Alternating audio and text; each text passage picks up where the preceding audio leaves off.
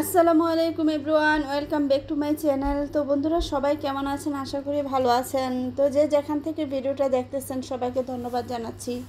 তো এই যে দেখতেছেন আমার মুরগিগুলি আমি দেখাচ্ছি। আসলে আজকে মাগরিবের সময় হচ্ছে আমি খামারে উঠেছিলাম, অর্থাৎ ছাদের উপরে উঠেছিলাম। তো সারাদিন ওইভাবে যাওয়া হয়নি, কাজে আমি বিজি ছিলাম যার কারণে।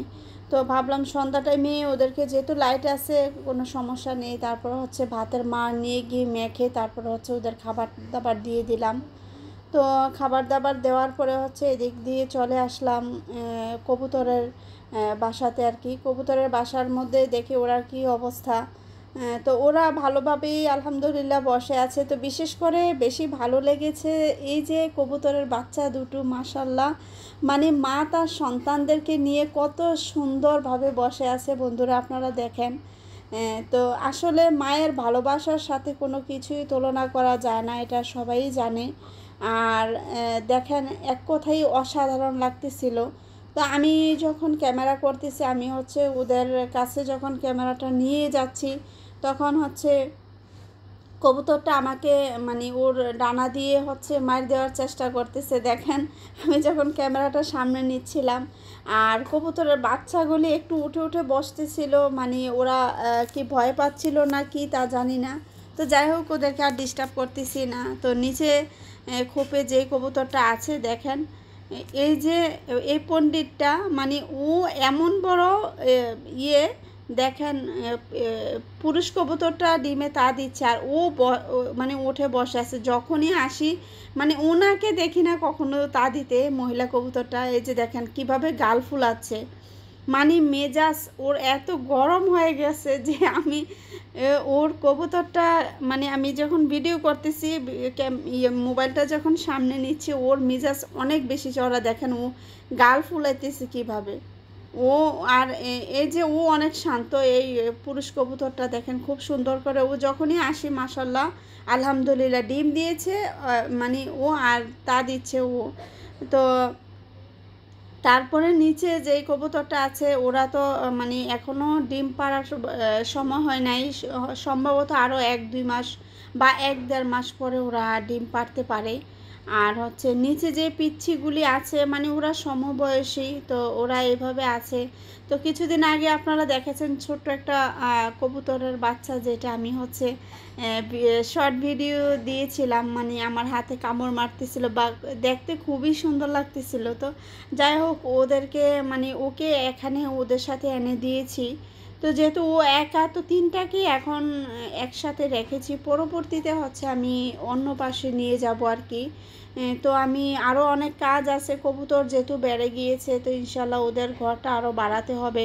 তো আমি জানি না আসলে কয়েকদিন পর পর উলট পালট এটা সেটা এভাবেই করা লাগে। আর আমিও হচ্ছি বন্ধুরা, মানে একই অবস্থা একই জিনিস দেখতে আমার ভালো লাগে না। আমি মানে কয়েকদিন পর পর আসবাবপত্র বা যাই বলেন সব কিছু নাড়াচাড়া করার মধ্যে থাকি আর কি। তো যাই হোক, দেখবেন যাই কিছু করি। আর এদিকে দেখেন আমার আদা গাছ আর হচ্ছে হলুদ গাছ, মানে গাছ হয়ে গিয়েছে, এখনও লাগানোর কোনো ওই রকম ইয়ে পাচ্ছি না, কোথায় লাগাবো প্ল্যান করতে পারি নাই। তো এইভাবে আছে। আর এদিকে ওদেরকে আরেকটু দেখিয়ে নিচ্ছি। দেখেন বন্ধুরা, ওরা কতটা চুপ হয়ে বসে, মানে পুরুষ কবুতরটা তা দিচ্ছে। তো আমি কি করতেছি, মানে ওর কাছে আমার হাতটা নিয়ে গিয়েছি যে তুই মারবি আমাকে, মার দেখি কতক্ষণ মারতে পারিস। তো আমি হাতটা বাড়িয়ে দিই, আর ও আমাকে এমন ইয়ে করে করে ঠাস ঠাস করে, আসলে ব্যথা পাওয়া যায়। আমি যখন ওর করছিলাম, হাতটা নিয়ে দিয়েছিলাম, তখন ও যে আমাকে মারতেছিল, ব্যথা পাচ্ছিলাম। যাই হোক, তো বাসা চলে আসলাম। বাসা চলে এসে দেখি যে আমার মানে বাসার এক ভাবি হচ্ছে আমার জন্য আইসে দরজা বাইরেতেছে। পরে দরজা খোলাতে উনি চা করে নিয়ে আসছে আর বিস্কিট, মানে চাটা দিয়ে গেল। মানে আমার বড় মেয়ে ওনাকে বলেছিল যে আন্টি আপনার বাসায় দুষ্টুমি করে বলেছিল যে আপনার বাসায় একদিন চা খাওয়ার জন্য যাব। তো এমনিতে উনি নিয়ে আসছে, বলে যে না তুমি তো যাবা না, এখন আমি আজকে নিজে নিয়ে আসছি চা তোমাদের বাসায়। তো উনি চা করে যে এই মগটাতে দিয়ে গিয়েছে, মানে অনেকখানি চা। তো দেখেন এই যে শর্ট দেখা যাচ্ছে, চাটা খুবই খেতে মজা হয়েছে। তো উনি চাটা দিয়ে চলে গিয়েছে। আমি ওনাকে বলেছিলাম যে আপনিও যেহেতু কষ্ট করে বানিয়ে এনেছেন তো বসে আমাদের সাথে খান। উনি বলে যে না, আমি হচ্ছে চলে যাই, আমি বাসার উপরে আমার আরও খাবার দাবার রেখে আসছি, ওইগুলো ঠান্ডা হয়ে যাবে, আমি ওগুলো খাই, আপনাদের জন্য এগুলো নিয়ে আসছি।